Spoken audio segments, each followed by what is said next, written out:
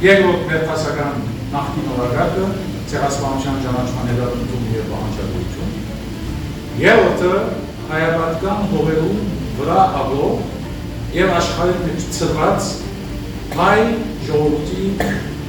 իրավական իրավունքներու գրավություն։ Եվ չորրորդը հայ ժողովրդի եւ մանավանդ երիտասարդության քաղաքականություն։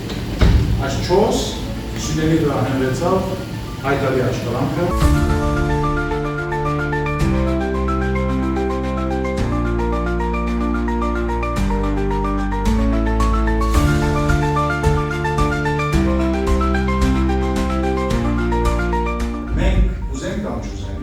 Հստակորեն ներդրքի մեջ բաժնած ենք, թե ինչ է իշխանությունը, ինչ է պետությունը։ Եվ շարունակաբար դրդում ենք, չէ, պետությունը մնային է,